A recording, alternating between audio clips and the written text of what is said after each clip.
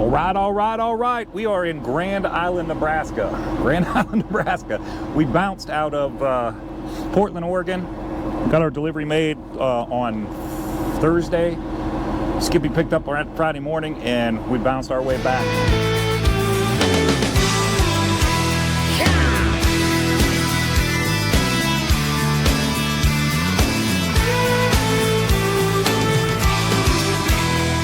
Right across these plains and prairies, rocky mountain highs, fade off into the distance like ghost riders in the sky. Black smoke and white line, steel horses side by side.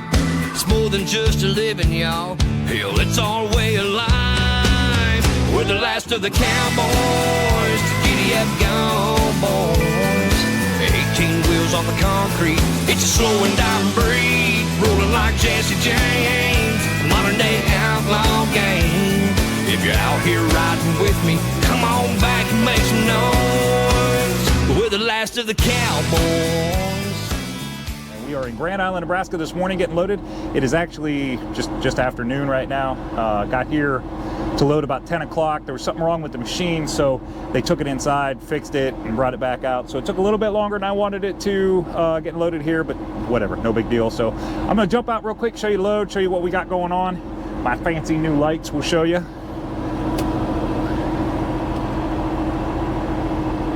Maybe. I keep pushing the wrong button.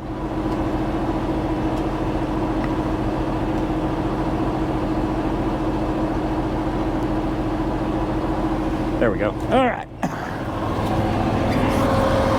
So what we got on is a Case 7260 combine. We are gonna have to check our height on that thing.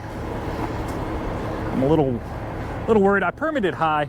The paperwork said this thing is 13.9, and I'm sure it is sitting on the ground on its tires, but they never turn out that way on the trailer. As you can see, they put blocks under them. So they're not quite nearly as high as what they are on the trailer. We might actually be sitting right where the tires would be, so that thing might actually be just 13.9, but we permitted for 14 foot 5 inches just to be sure. That's just under what the escort requirement is in every state we're going to be in. So we permitted for that. Permitted 7 axles, 42,000 pounds. The only reason we put the flip down is because of Illinois or Iowa and Indiana both require the flip to be down if we're on an overweight permit. So what I did for securement on this thing, I used my I brought out my clevises because my hook didn't fit through there, but I wanted the 1/2 inch chain. So brought out my clevis, hooked in here right to the trailer. Half credit for that one. Did the same thing on the other side. That is, so we get 11,300 pounds securement right there. Got our flags, marking the widest portion of load. And then up front here, I hooked to the tie down point, went right to the trailer. Half credit for that one. Did the same thing over there. Half credit for that one. So that's the second chain. And then this one, we went through the eyelets all the way across the other side. Full credit for that chain. So what we got here is 33,000, almost 34,000 pounds worth of securement holding in a 42,000 pound load. Again, only requires 21,000 pounds of securement. My big concern is up there. So let's find out. Take a walk back here. Make sure that's the highest point. Pretty sure it is. We may have to drop a little ride height. I don't know. It looks kind of high. Looks kind of high. We'll find out here in a second.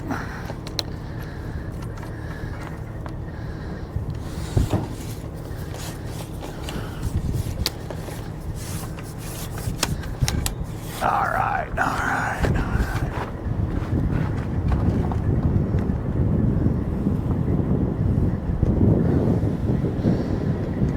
Oh yeah, we're in good shape. We are in good shape. This thing is, we permitted for 14.4, 13 foot, 9 inches. So we were in more than good shape there. I think maybe there's a bolt up there that we're not quite on top of. So we might be 1 inch taller than that, but we are way good on our height. That makes me feel good. I'll show you the other side here in 1 second.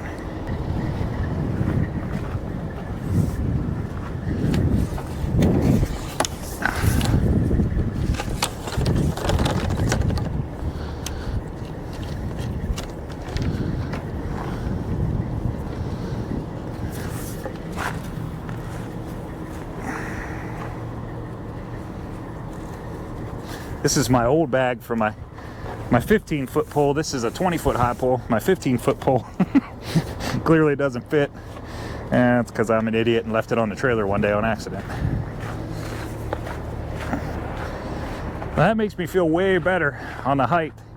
We did permit for 14.5, so we are way under what we permitted for. That's awesome.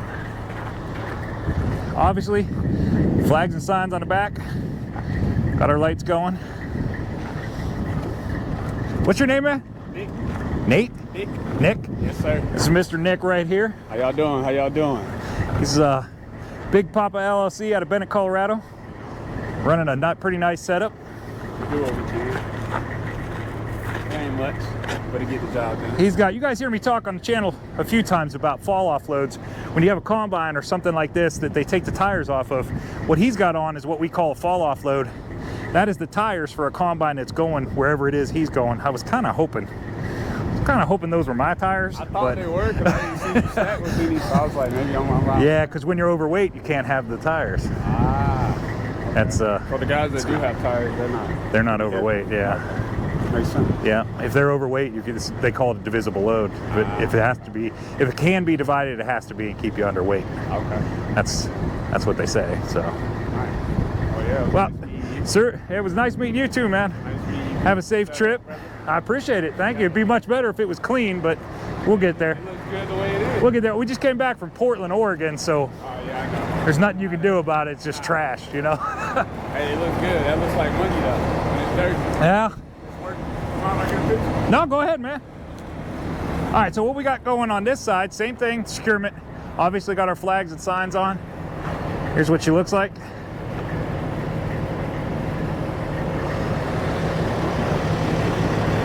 Take you around and show you my new lights up on front.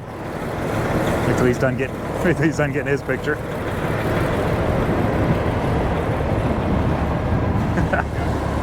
I just put those the inside strobes up yesterday. Well, I like that. You can have them there, but you gotta have them somewhere outside too. 360 degree.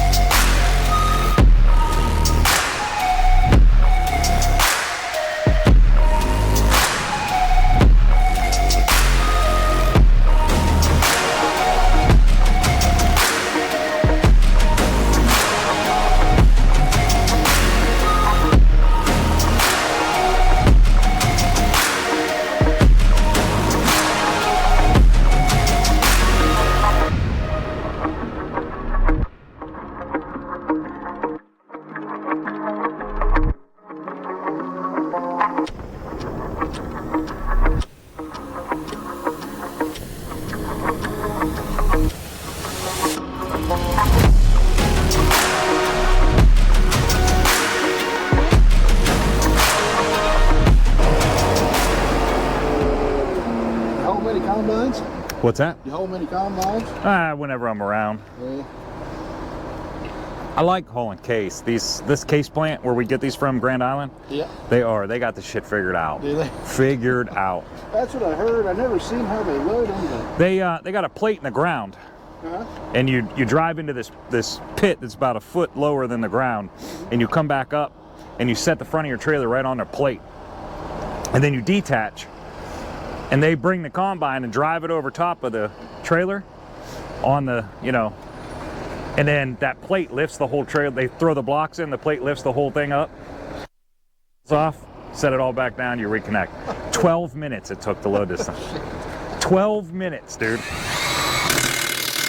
Like, it is insane how fast. It's fast, but I've never seen it. I wish John Deere would take a lesson. You go to John Deere, it's hours before they get, oh my gosh, it's ridiculous. Like, they use pump jacks and it's crazy.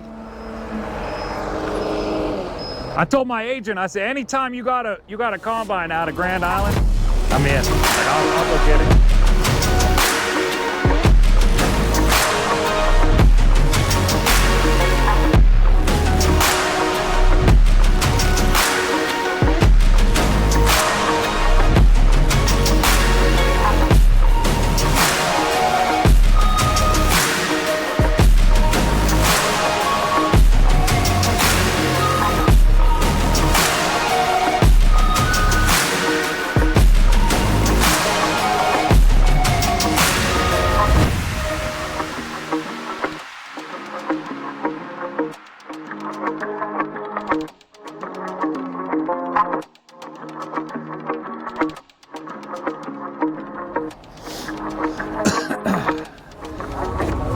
We should be good on the front. I don't know if we're gonna get the back low enough Yeah.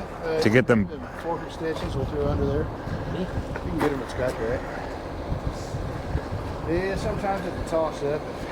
Back's gonna get. Yeah, it should be over there. I mean, it goes pretty low. I just don't know. Yeah. If I flip the back axle, we might get it a little bit lower, but. We usually throw, you know, blocks. We got big fork extensions. Right. All right, so here's what we got. They got all the tires put on. What we got going now is, obviously, the tires are still up off the ground. This front one's not going to be an issue. Once I drop to detach, that tire is going to hit the ground. It's that back one that we're not sure. If I drop the air on the back of my trailer, I doubt we're going to get that much. We're looking at, we're about 6 inches off the ground, and we don't get 6 inches out of our suspension. So they're grabbing some fork extensions are going to stick underneath here, which will raise up, obviously, give it something to sit on. We'll drop our air, see where it lands, see if we get the blocks out from underneath it, and we'll detach and be on our way. This is Mr. John right here.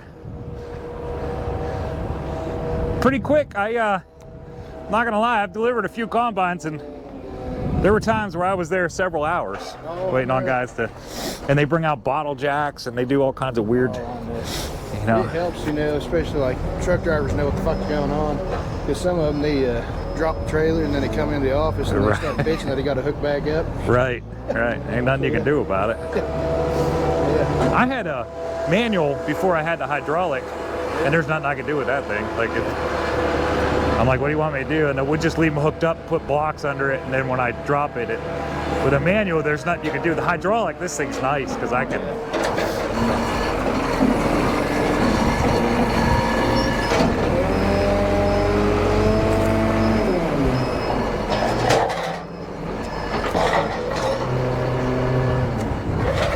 That's some cheating shit right there. That is some cheating stuff right there.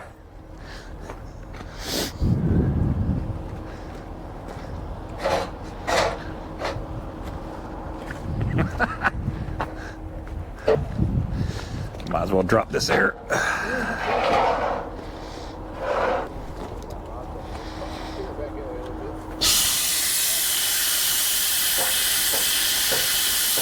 Better do it quick. Air is dropping. I think I'll be okay. I like to add pressure to it.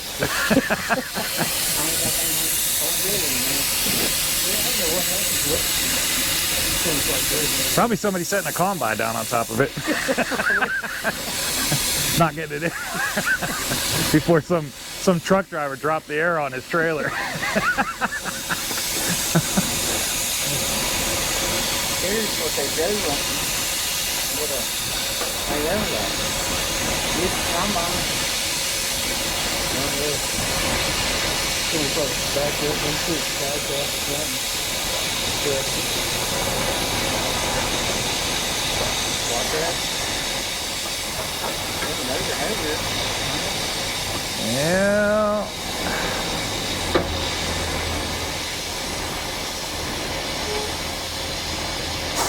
And what we normally have to do is we pick up on the tire itself, get the blocks out. But that's probably what we'll have to end up doing anyway. It's, yeah, it sounds like we're just about out of here. Yeah, she's still on there. Pick up these cars. Well, that didn't work. So, I think what the plan is here is they're going to take the SkyTrack and pick up on that tire just enough to get that block to slide out of there, and then we can set it down. We'll see how manly this SkyTrack is.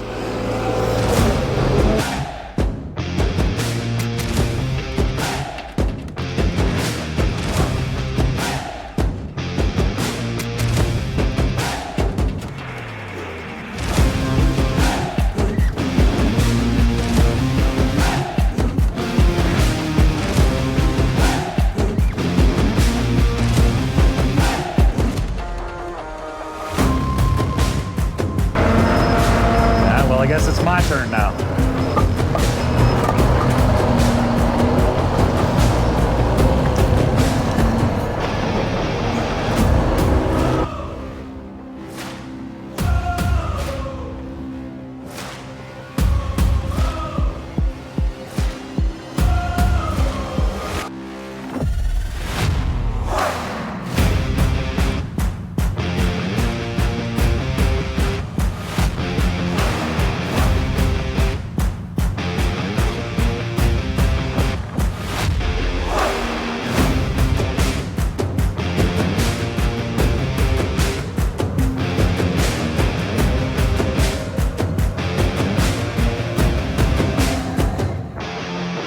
I don't think it went low enough.